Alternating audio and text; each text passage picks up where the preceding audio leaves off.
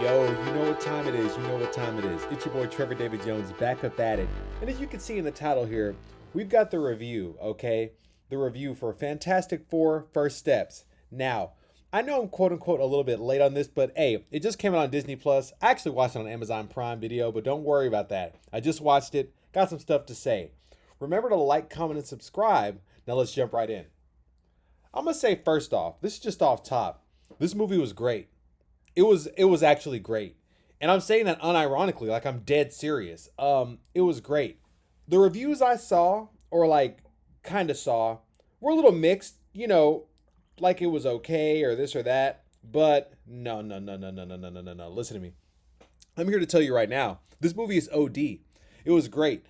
Not only is it the best recent Marvel movie, for sure. And I love Thunderbolts, but Fantastic Four movie was dope. It's actually one of the best Marvel movies they've ever made. Straight up. Out of all of them since 2008. You know what I'm saying? And I mean that. Yeah, so this movie's hitting in all the right ways. Okay, so let's jump right in with the positives. Number one, the acting. This film is carried by the acting. All the acting's good. I'm going to point out, of course, the best actor, as I always do with movies or shows later, but everyone was good, and I mean that. Freaking Pedro Pascal, Vanessa Kirby, The Thing, Johnny, everyone. I almost hesitate, Herbie, that little robot. That robot was acting too. I almost hesitate to point anyone out because they were all good. I can't point out a single weak link in the chain of this acting because they all put it down. They all got it in. The emotion was there. And like people had their misgivings about Pedro Pascal, because he's like a hot actor and kind of just very good at this time, and doesn't necessarily look like Reed Richards. So it's like, is he really gonna measure up to this role? He did and more. I never really had any doubt, but I did see what people said, so it was kind of a wait and see. But I know this man can act. I do know that. 5 seconds into the film, once he starts talking and like acting, oh, everything's gone. Like, no. Yeah. It's Pedro Pascal. He's really like that. I instantaneously forgot that he was quote unquote the Mandalorian. He became Reed Richards for me. It was just legit. The way he was speaking. Just everything. It was legit. So you got Reed Richards in there, but everyone was good. And that really just added to the overall quality of the film. The acting was overall solid, stellar even. And now for the second positive, the cinematography. They snapped. They snapped on this. They snapped. Like, it was just sick from top to bottom. And the thing I'll say about this film is like, it really made me feel like Marvel remembered how to make movies. Like, it had that same quality, the sense of wonder even, from their OG films. Iron Man and so on and so forth. It was just awesome. One of the standout scenes, and there were many, was when they rolled up on the neutron star, to evade the Silver Surfer. Bro, like, are you serious right now? Man, that really got me geeked. It got me geeked. It was so good. And they just snuck it in there. And the movie, all the cinematography was good. It was all there. It really made me feel like they cared about the film, like in a legitimate way. Galactus? Come on, bro. Yeah, whenever they were using their powers, it was all there. The cinematography of this film, just in an overall sense, was on point. I really enjoyed it, and it showed that they actually put some effort into this. And now for the third positive. Heart. The heart. Yeah, this was one of the main things that people were saying kind of before the film came out. Because Fantastic Four is all about family. So, like, is it going to have that element? Because the previous films, they always touched upon the fact that they are a family. But, the question was, is that really going to be a primary element of this film? And not only do I think it was, it's one of the carrying elements of the project. Like, it just had so much heart. I felt it. Reed, he's a little different, but his caring for his kids. Obviously, you got it. You definitely got the heart through Sue for real. Like, her going out there for Franklin and just her overall portrayal in general. Johnny, again, freaking the thing, Ben, man, yeah, you just felt like he cared, like there was something inside there. You know what I mean? And even little scenes like when Ben was talking to homegirl outside the school, the little pseudo romantic moment, it didn't feel fake, like it didn't feel forced. It was just it was it was wholesome. It was very wholesome, and I enjoyed it. And I mean that really extends to everything. Even the Silver Surfer, when she, this is a spoiler review. All my reviews are spoiler reviews, by the way. The Silver Surfer, when she jetted Johnny out the way to go class Galactus, like, I mean, obviously, I was dang near in tears by that point. I mean, legitimately, I would be surprised if a lot of people weren't. When Johnny almost went into the portal, I almost busted out crying. And I'm not just saying that, I'm like dead serious. And when the Silver Surfer, hit him out the way, like, man, the film had heart. That was one of the pre-criticisms going in, like, oh, is it gonna have family and blah blah blah. Nah, this film had heart, bro, from beginning to end. And yeah, it was one of the strongest elements of the entire film.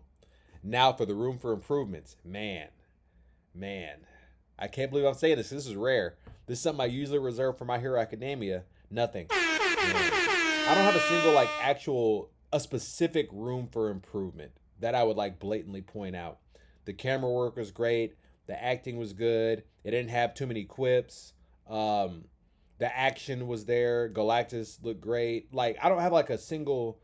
There wasn't a legitimate weakness to the film.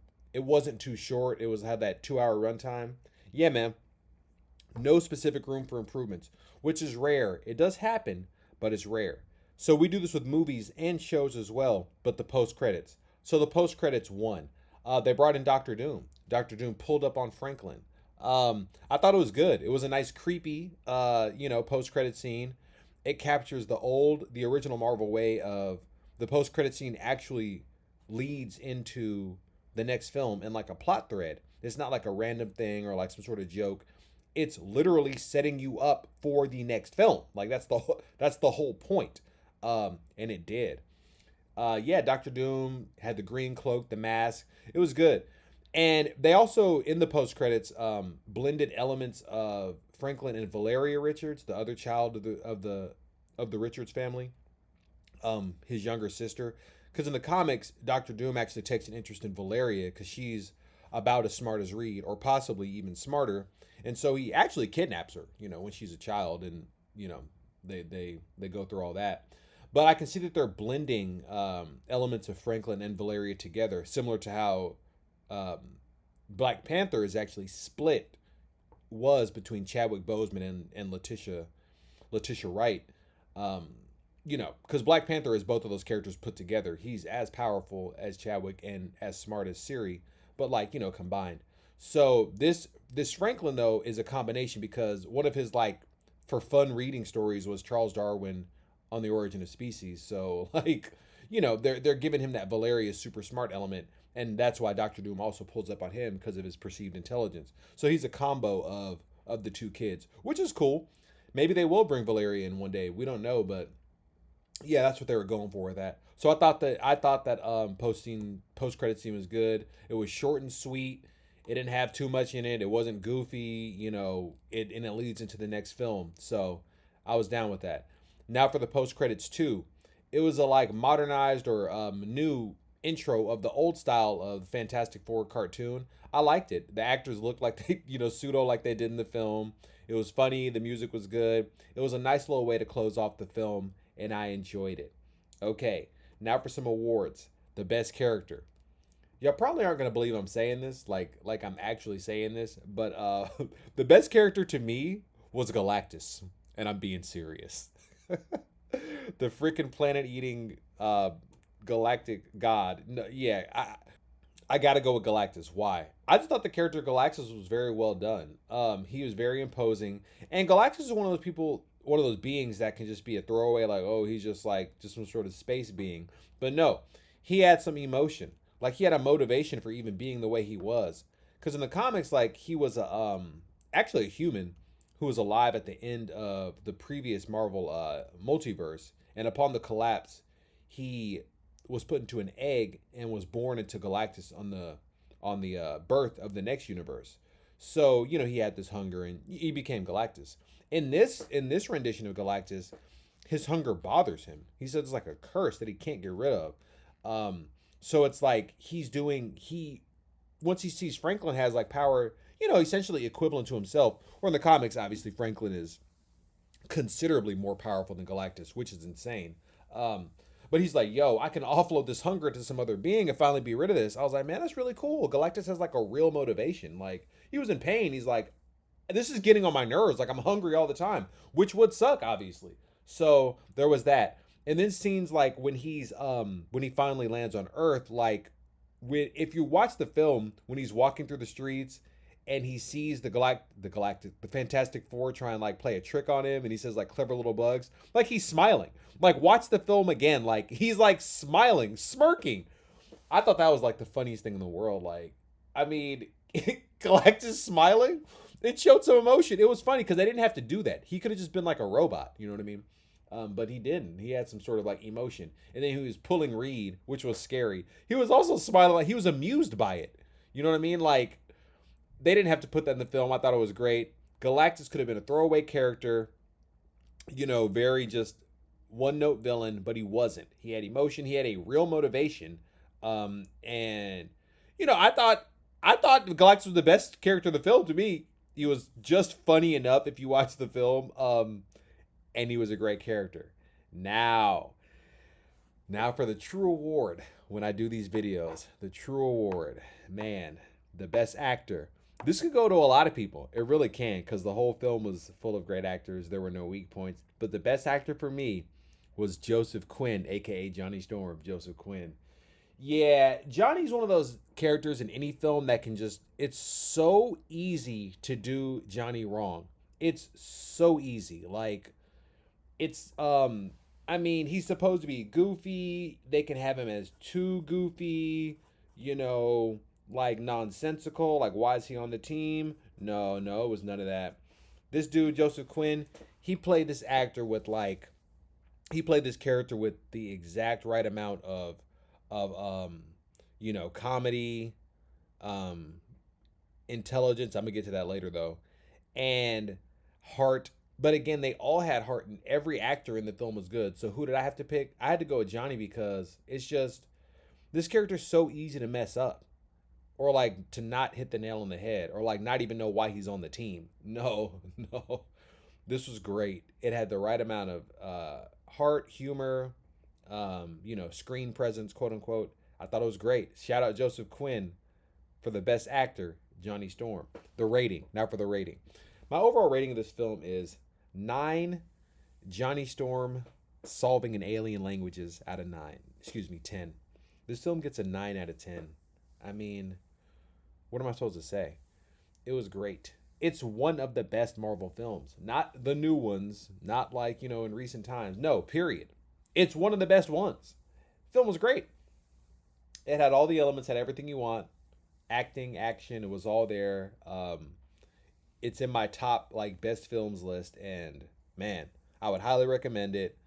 Again, it just showed me that Marvel, it gave me the feeling that they remembered how to make movies. Just a great film. Go watch it. Personal notes. This is where if it's necessary, I'll throw anything else, that I think about the film that doesn't quite fit into other categories. First personal note, the trailer. Okay, this actually made me very happy. It did. Because the trailer didn't tell you anything about the film. I'm telling you, I like that. I've been saying that. I always say that because it's true. I like when the trailer doesn't tell you anything, because they went too far for a period of time. The low point of trailers in the modern era, even though it was a great movie, was Thor Ragnarok. That was a low point for trailers in general, and definitely for Marvel films. They literally showed you in the trailer the Hulk popping out to fight Thor, in the arena. Why was that in the trailer? And when you finally went and watched the film, and you're like, maybe there's like an extra element to it or something we didn't understand. No, when that scene happens, actually it's the exact same scene from the trailer. Hulk just pops out, and it's like, why did they put that in the trailer? That was the biggest reveal of the film. and one of the biggest reveals of the MCU. Like, where has Hulk been for 2 years? Can you imagine? I still think about to this day, like, what if we had gone to see that film and the Hulk wasn't in that trailer? Like, can you imagine being at theater in the arena? Thor doesn't know who's coming out. The arena people do, but Thor doesn't know who's coming out. The audience certainly doesn't. And Hulk, literally Mark Ruffalo Hulk pops out. We haven't seen this dude in years in their timeline and our timeline. People would have lost their minds. I still think about that. But no, like that was the low point for trailers in the modern era, just in general. But since then, lots of movies and Marvels have fixed their ways. They don't really do that anymore. Like show you super blatant scenes in the film, in the trailer. They don't really do that anymore. And it was the same with this. After seeing like the first 30 minutes of the film, when they went to Galactus' ship and encountered the neutron star, especially, I realized, thank God in heaven, like that was the end really of scenes from the trailer even being in the film. The rest of the film was pretty much a mystery, which is what you want. That's what you want. That's what you're like quote unquote paying for. That's what you don't want to know what's in the movie. You want to go and see it and like, oh, okay, this is cool. Yeah, so I mean that whole neutron star scene, just to touch on that again, bro, that literally blew my mind. Shout out Interstellar for the visualization of modern neutron stars slash black holes, etc. Yeah, that scene was, there wasn't even an allusion to that in the trailer. That's what we want. It was a complete surprise. I loved it. So shout out to a great trailer that didn't show you anything, which is what we want. Second personal note, quips. Thank God Almighty, they've eased up on the quips. Yeah, I mean, this is the thing. I think that like they've got the quote unquote feedback and heard it just around. The movies went too far.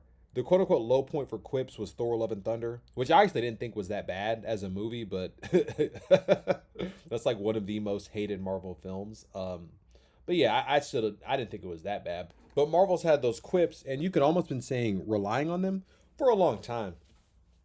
This movie didn't have too many quips. Like scenes that were supposed to be wholesome or emotional, they just let them be wholesome or emotional. Like when Ben again was talking to a homegirl outside the school, getting his romance on. They didn't throw any little quips in there. They didn't try and get rid of the moment. They just let it be what it was, which was awesome. And of course, the more legitimately emotional moments later in the film, there weren't any like weird quips at the end. They just let it be those moments. Thank God. I mean, the movie is like stellar just for that reason. And the third note that I have, which 1 quadrillion% deserves to be in this video and or mention, Johnny Storm is smart. Johnny's smart now? Man, the most incredulous part of the film, and I mean that affectionately, the most like incredulous part of the film, apart from like Galactus, Reed, them setting up a worldwide teleporter network in, I don't know, like 2 weeks, I guess. Who knows what that time frame was.